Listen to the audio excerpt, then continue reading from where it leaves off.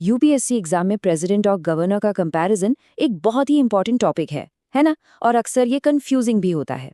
बहुत बार एस्पिरेंट्स को लगता है कि अरे दोनों की पावर्स तो लगभग सेम ही है, लेकिन ऐसा नहीं है। इनमें कुछ ऐसे की डिफरेंसेस हैं जहां से एग्जाम में डायरेक्ट क्वेश्चंस बनते हैं। तो आज के इस डिस्कशन में हम प्रेसिडेंट और गवर्नर के बीच के हर एक डिफरेंस को बहुत ही डिटेल में समझने वाले हैं। मतलब आर्टिकल से लेकर वीटो पावर तक हर वो पॉइंट जो एग्जाम के लिए जरूरी है उसे कवर करेंगे, ताकि आपका कोई भी डाउट बाकी न रहे। मैं हूं सदफ और सदफ यूपीएससी एकेडमी में आप सभी का स्वागत है। तो देखिए, आज हम इस कंपैरिजन को स्टेप बाय स्टेप समझेंगे। सबसे पहले हम इनके फाउंडेशनल डिफरेंसेस को जानेंगे, फिर अपॉइंटमेंट, टर्म और इम्पॉर्टेंट आर्टिकल्स पर बात करेंगे। उसके बाद स्कोप ऑफ पावर्स, फिर स्पेशल कॉन्स्टिट्यूशनल पावर्स और आखिर में कुछ फाइनल कंपैरिजन पॉइंट्स को देखकर इस टॉपिक को कंप्लीट करेंगे। चलिए तो शुरू करते हैं हमारे पहले सेक्शन से। Section 1, foundational differences. मतलब सबसे पहले ये समझते हैं कि इन दोनों रूल्स में कोर डिफरेंस है क्या। तो देखिए, सबसे पहला और सबसे बेसिक डिफरेंस है इनके जुरिस्डिक्शन का। प्रेसिडेंट जो है वो पूरे यूनियन के यानी केंद्र सरकार के हेड होते हैं। He is the constitutional head of India. वहीं दूसरी तरफ गवर्नर एक स्टेट के हेड होते हैं। वो उस स्टेट के कॉन्स्टिट्यूशनल हेड तो होते ही हैं, साथ ही उन्हें प्रेसिडेंट का रिप्रेजेंटेटिव भी माना जाता है। तो एग्जाम पॉइंट ऑफ व्यू से क्या याद रखना है? प्रेसिडेंट है यूनियन एग्जीक्यूटिव के हेड और गवर्नर है स्टेट एग्जीक्यूटिव के हेड। सिंपल। ठीक है, अब आगे बढ़ते हैं। हमारा सेक्शन 2 है अपॉइंटमेंट, टर्म एंड आर्टिकल्स। इसमें हम इनके कॉन्स्टिट्यूशनल फ्रेमवर्क को देखेंगे कि इनकी नियुक्ति कैसे होती है, कार्यकाल कितना होता है और कौन कौन से इंपॉर्टेंट आर्टिकल्स इनसे जुड़े हुए हैं। अब ये जो टेबल आप स्क्रीन पर देख रहे हैं, ये एग्जाम के लिए एक्सट्रीमली इंपॉर्टेंट है। यहाँ आप नोटिस करेंगे कि कुछ पावर्स बिल्कुल पैरेलल चलती हैं। जैसे पार्डनिंग पावर को देखिए, प्रेसिडेंट के लिए है आर्टिकल 72, तो गवर्नर के लिए है आर्टिकल 161। बिल्कुल वैसे ही ऑर्डिनेंस पावर, प्रेसिडेंट के लिए आर्टिकल 123, तो गवर्नर के लिए आर्टिकल 213। इन आर्टिकल नंबर्स को याद रखना बहुत जरूरी है। अब आते हैं अपॉइंटमेंट प्रोसेस पर, और यहाँ एक बहुत बड़ा डिफरेंस है। प्रेसिडेंट का होता है इनडायरेक्ट इलेक्शन। इसके लिए एक इलेक्टोरल कॉलेज बनता है जिसमें पार्लियामेंट के इलेक्टेड एमपीज और स्टेट्स के इलेक्टेड एमएलएज वोट करते हैं। लेकिन गवर्नर के केस में ऐसा नहीं है। गवर्नर को डायरेक्टली प्रेसिडेंट अपॉइंट करते हैं, उनका कोई इलेक्शन नहीं होता। चलिए अब टर्म ऑफ ऑफिस की बात करते हैं, और यहाँ एक बहुत ही इंटरेस्टिंग एग्जाम ट्रिक है। प्रेसिडेंट का टर्म ऑफ ऑफिस फिक्स्ड है, पूरे 5 साल। लेकिन गवर्नर का टर्म 5 साल का तो होता है, पर वो प्लेजर ऑफ द प्रेसिडेंट पर सर्व करते हैं। इसका मतलब क्या हुआ? इसका मतलब है कि प्रेसिडेंट उन्हें कभी भी हटा सकते हैं। तो एग्जाम के लिए कीवर्ड क्या है? प्रेसिडेंट के लिए फिक्स्ड टर्म और गवर्नर के लिए प्लेजर टर्म। ये याद रखिएगा।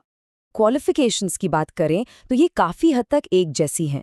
दोनों का इंडियन सिटीजन होना ज़रूरी है, दोनों की एज कम से कम 35 इयर्स होनी चाहिए और दोनों को ही कोई ऑफिस ऑफ प्रॉफिट होल्ड नहीं करना चाहिए। बस एक एक्स्ट्रा क्वालिफिकेशन है प्रेसिडेंट के लिए, उन्हें लोकसभा का मेंबर बनने के लिए एलिजिबल होना चाहिए। That's it. ठीक है, तो अब आते हैं इनके पावर्स के स्कोप पर। Section 3, scope of powers. इसमें हम एग्जीक्यूटिव और लेजिस्लेटिव फंक्शंस को कंपेयर करेंगे। एग्जीक्यूटिव पावर्स में जो मेन काम है वो है अपॉइंटमेंट्स का, और यहाँ डिवीजन बहुत क्लियर है। प्रेसिडेंट करते हैं सेंट्रल लेवल पर अपॉइंटमेंट्स, जैसे prime minister, council of ministers, attorney general, CAG, और हाँ, गवर्नर्स की नियुक्ति भी प्रेसिडेंट ही करते हैं।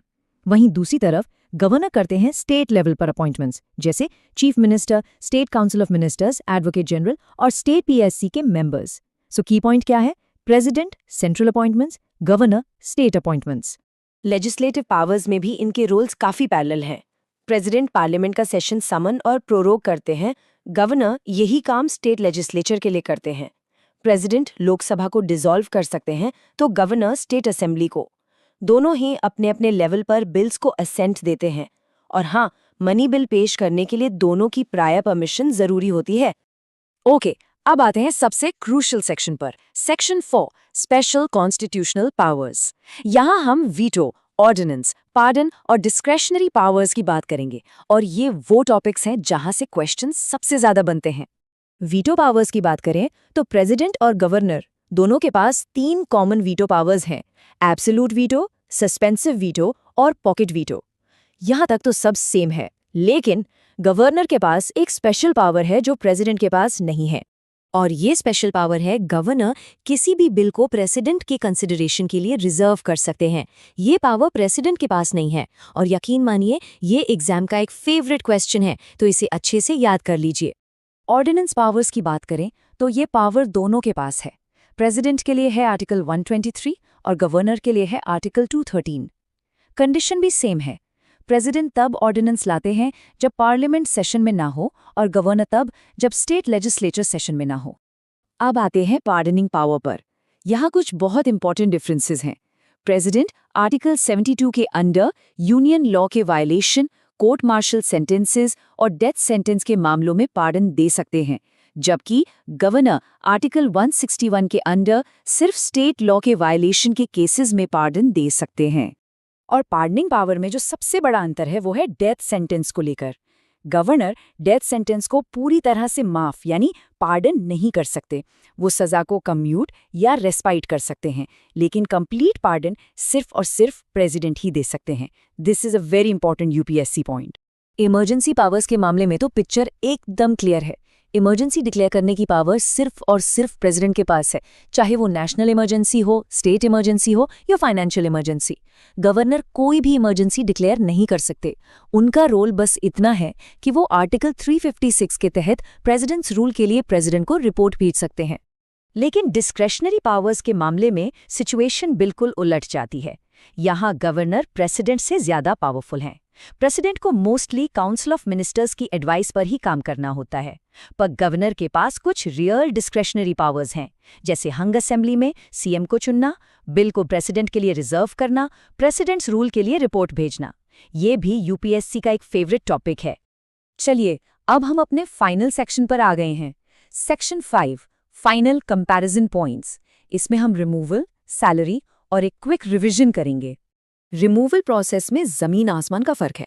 प्रेसिडेंट को हटाने के लिए इम्पीचमेंट का प्रोसेस फॉलो करना होता है आर्टिकल 61 के तहत, जो कि एक बहुत कॉम्प्लेक्स प्रोसेस है। वही गवर्नर को प्रेसिडेंट कभी भी हटा सकते हैं, उनके लिए कोई इम्पीचमेंट प्रोसेस नहीं है। एक और पॉइंट, प्रेसिडेंट की salary consolidated fund of India से आती है और गवर्नर की salary consolidated fund of the state से। तो चलिए एक क्विक फाइनल रिवीजन करते हैं सारे की डिफरेंसेस का। प्रेसिडेंट इलेक्टेड है, गवर्नर अपॉइंटेड। प्रेसिडेंट का फिक्स टर्म है, गवर्नर का प्लेजर टर्म। प्रेसिडेंट को इम्पीचमेंट से हटाया जाता है, गवर्नर को प्रेसिडेंट हटाते हैं। प्रेसिडेंट नेशनल हेड है, governor state head. President death sentence को पार्डन कर सकते हैं, गवर्नर नहीं। और हाँ, गवर्नर के पास बिल रिजर्व करने की स्पेशल डिस्क्रिशनरी पावर है, जो प्रेसिडेंट के पास नहीं है। तो मुझे उम्मीद है कि इस डिस्कशन के बाद प्रेसिडेंट वर्सेस गवर्नर का ये कंपैरिजन अब आपके लिए एकदम क्लियर हो गया होगा।